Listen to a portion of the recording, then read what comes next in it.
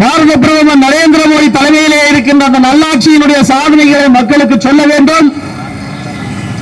மாநிலங்களிலே மத்திய அரசுக்கு எதிராக செயல்படுகின்ற அரசியல் கட்சிகளுடைய ஆட்சியிலே அந்தந்த மாநிலங்களிலே வாழுகின்ற மக்கள் படுகின்ற வேதனையை மக்களிடம் எடுத்துச் சொல்ல வேண்டும் என்பதற்காகத்தான் இந்த திருமண கூட்டங்கள் ஏற்பாடு செய்யப்பட்டிருக்கிறது. கடந்த ஜனவரி மாதம் 1ஆம் தேதி தமிழகத்தைச் சேர்ந்த மத்திய அமைச்சர் மாண்புமிகு நிர்மலா சீதாராமன் அவர்கள் பாராளுமன்றத்திலே பட்ஜெட் தாக்கல் செய்தார்கள். அந்த பட்ஜெட்டிலே இந்த நாட்டினுடைய பாதுகாப்பு கருதியும் எதிர்காலத்திலே நம்முடைய குழந்தைகளுடைய வாழ்வாதாரம் குறித்தும் சிந்தித்து நம்முடைய வளர்ச்சிக்கான அத்தனை திட்டங்களையும் அங்கே பட்ஜெட்டிலே சொல்லியிருந்தார்கள். அதற்காக நிதி ஒதுக்கப்பட்டது. நாம தமிழ்நாட்டில் இருக்கிறதுனால நம்முடைய தமிழ்நாட்டிற்காக அவர்கள் என்னென்ன திட்டங்களை கொண்டு வந்தார்கள் என்பதை நாம் திரும்பி பார்க்க வேண்டும். கன்னியாகுமரி மாவட்டத்திலே பெரும்பான்மையான விவசாயம் தேங்காய் விவசாயத்திற்காக அவர்கள் ஒரு திட்டத்தை கொண்டு வந்திருக்கிறார்கள். தென்னை சாகுபடி, இந்த எங்கெல்லாம் தென்னை மரங்கள் பட்டு போயிருக்கிறதோ அதற்கு புதிய தென்னை மரம் வழங்க வேண்டும் என்று சொல்லியும், தேங்காய் கொள்முதல் நிலையங்கள் அமைக்க வேண்டும் என்று சொல்லியும் அந்த பட்ஜெட்டிலே அவர் அறிவித்திருக்கிறார்கள். அது மட்டுமல்ல, தமிழ்நாடு, கேரளா, ஆந்திரா, ஒரிசா போன்ற மாநிலங்களை உள்ளடக்கிய கனிம வள வழித்தடங்கள் அமைக்கப்படும் என்று சொல்லி தெளிவாக அறிவித்திருக்கிறார்கள். என்ன கனிம வள வழித்தடம் என்று நமக்கு தெரியாது, தெரிஞ்சுவிடுங்க. கனிம வளம் என்பது நம்முடைய மாவட்டத்தில் கடற்கரையோரமாக கொல்லங்கோட்டில் இருந்து கோவளம் வரைக்கும் கொட்டி கிடக்கிறது. மணலிலே இருக்கிறது மோனோசைட் என்கின்ற ஒரு மாபெரும் கனிமம். அந்த மோனோசைட்டை எடுத்து அதிலே இருந்து தோரியம், இல்மினேட் போன்ற தனிமங்களை பிரித்து எடுத்து அந்த தனிமங்கள் இந்த நாட்டிற்கு தேவையான, நம்முடைய வாகனங்களுக்கு தேவையான பேட்டரி போன்ற கருவிகளை தயாரிப்பதற்கு அந்த தனிமங்கள் தேவைப்படுகிறது. இன்னும் சொல்ல போனால் இந்த நாட்டினுடைய பாதுகாப்பை கருத்திலே கொண்டு அணுசக்தி துறைக்கு தேவையான தனிமங்கள் இங்கே பெருமளவிலே கொட்டி கிடக்கிறது. அதற்காகத்தான் மத்திய அரசாங்கம் இங்கே கன்னியாகுமரியிலே நம்முடைய மணாலக்குறிச்சியிலே செயல்பட்டுக் கொண்டிருக்கக்கூடிய அரிய வகை மணல் ஆலை IRL என்று சொல்லக்கூடிய அந்த மணல் ஆலைக்கு 40 ஆண்டு காலத்திற்கு ஒரு திட்டத்தை கொடுத்து இந்த 40 ஆண்டு காலத்திற்குள் தேங்காய்பட்டணம், மெதுகும்பல் போன்ற பகுதிகளில் இருக்கக்கூடிய கனிமங்களை எடுத்து அதில் இருக்கக்கூடிய தனிமங்களை பிரித்து எடுப்பதற்காக அந்த 40 ஆண்டு கால திட்டத்தை ஒதுக்கி அதற்காக பல்லாயிரம் கோடியை மத்திய அரசு ஒதுக்கி இருக்கிறது. அந்த கனிமங்களை பிரித்தெடுப்பதற்காக நம்முடைய IRL என்று சொல்லக்கூடிய மணாலக்குறிச்சி அரிய வகை மணல் ஆலை எல்லா வேலைகளையும் முன்னெடுக்கின்ற நேரத்தில் மாநில அரசு ஒப்புதல் கொடுக்காமல் அதை கிடப்பிலே போட்டு வைத்திருக்கிறது. 9 மாதங்கள் ஆகிவிட்டது. IRL நிறுவனம் மாவட்ட ஆட்சித்தலைவருடைய கையெழுத்துக்காக காத்திருக்கிறது. அங்கே அந்த IRL நிறுவனத்தில் 4000த்திற்கு மேற்பட்டவர்கள் வேலை பார்த்துக் கொண்டிருக்கிறார்கள். ஒரு பெரும்பான்மையாக வேலை பார்ப்பவர்கள் நம்முடைய மாவட்டத்தை சேர்ந்தவர்கள்.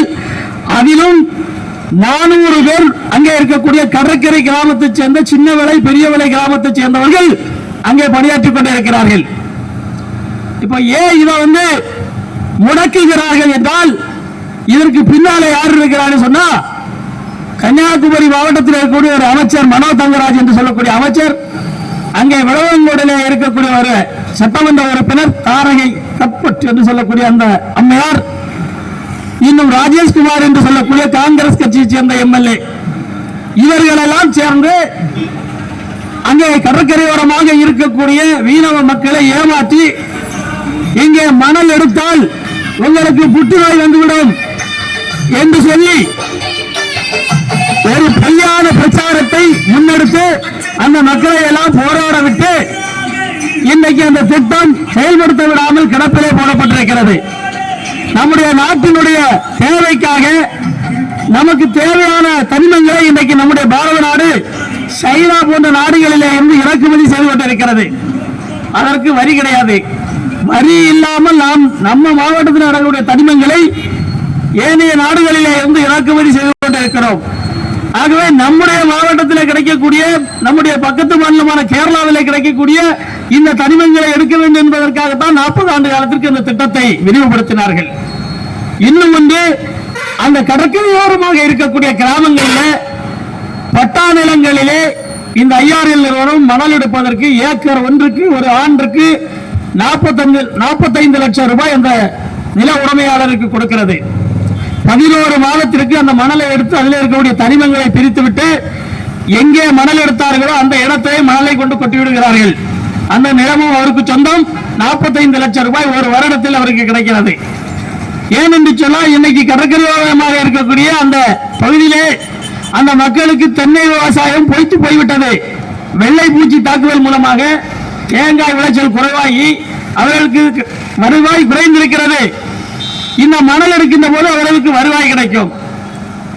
ஆக இந்த திட்டத்தை செயல்படுத்த விட மாட்டோம் என்று சொல்லுகிறார்கள். கடற்கரை கடலை ஒட்டி வாழக்கூடிய மீனவர்கள், ஏனைய சமுதாயத்தவர்களுக்கு ஏக்கர் கணக்கில் நிலம் இருக்கிறது, இவர்களுடைய இடத்துல மணல் எடுக்கக்கூடாதா? இது திட்டமிட்டு உலக அளவில் நடக்கக்கூடிய ஒரு மிகப்பெரிய சதி. அந்த சதிக்கு இந்த சாதாரண மீனவ மக்கள் பலியாகி கொண்டிருக்கிறார்கள். அந்த அடிப்படையில் இன்னைக்கு அந்த திட்டத்தை கிடப்பிலே போட்டு வைத்திருக்கிறார்கள்.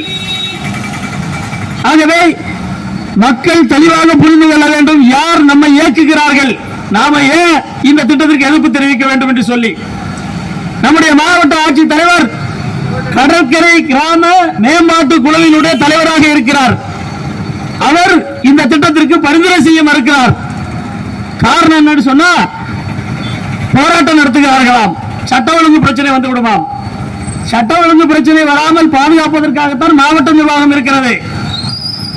இந்த நாட்டிற்கு தேவையான தனிமங்களை எடுக்க விட மாட்டோம், இந்த நாட்டினுடைய வளர்ச்சியை தடுப்போம் என்று யார் சொன்னாலும் தேச விரோத வழக்கில் அவர்களை கைது செய்து சிறையில் அடைக்க வேண்டியது அரசாங்கத்துடைய வேலை. அவர்களை யார் இயக்குகிறார்களோ அவர்கள் மீது நடவடிக்கை எடுக்க வேண்டும். கேட்டா சொல்லுகிறார்கள் அங்கே புற்றுநோய் வருகிறது என்று சொல்லுகிறார்கள். 20 ஆண்டுகளுக்கு முன்பாக நம்முடைய ஆசாரிப்பள்ளம் மருத்துவக் கல்லூரி மருத்துவமனையிலே அங்கே இருந்த மாணவர்கள் ஆய்வு மேற்கொண்டார்கள். கன்னியாகுமரி மாவட்டத்தில் ஏன் புற்றுநோய் அதிகமாக வருகிறது என்று சொல்லி ஆய்வு மேற்கொண்டு ஒரு ஆய்வறிக்கையை கொண்டு தாக்கல் செய்தார்கள். அந்த ஆய்வறிக்கையிலே சொன்னார்கள், கொல்லங்கோட்டிலே இருந்து கோவளம் வரை கடற்கரையிலே இருக்கக்கூடிய மணலிலே தோரியம் அதிகமாக இருக்கிறது. சூரிய ஒளி படுகின்ற போது கதிர்வீச்சு வெளியாகி அது மனிதர்களை தாக்குகிறது, அதன் மூலமாக புற்றுநோய் வருகிறது என்று சொல்லி ஆய்வறிக்கையை அங்கே சமர்ப்பித்தார்கள். ஆனால் அந்த ஆய்வறிக்கை வெளியிடப்படவில்லை. அதை மறைத்து வைத்தது அந்த மாவட்ட நிர்வாகம். அப்படி என்று சொன்னால் கடற்கரையில் வாழக்கூடிய மக்களுக்கு புற்றுநோய் வராமல் பாதுகாக்கப்பட வேண்டும் என்று சொன்னால் கொல்லங்கோட்டிலிருந்து கோவளம் வரைக்கும் கடற்கரை மூலமாக தடுப்பு சுவரை எழுப்பி அங்கே இருக்கக்கூடிய மக்களை எல்லாம் மற்ற இடங்களுக்கு மாற்றி செம்பாராமன் புதூர் போன்ற பகுதிகளில் வனத்துறைக்கு சொந்தமான இடங்களில் குடியமர்த்த வேண்டும். அதை நிறுத்தி மணல் ஆலை செயல்படக்கூடாது. எங்களுக்கு புற்றுநோய் வருகிறது என்று சொன்னால் அது திட்டமிட்டு இவர்கள் செய்கின்ற பணி, இது மிகப்பெரிய தேச விரோத குற்றம்.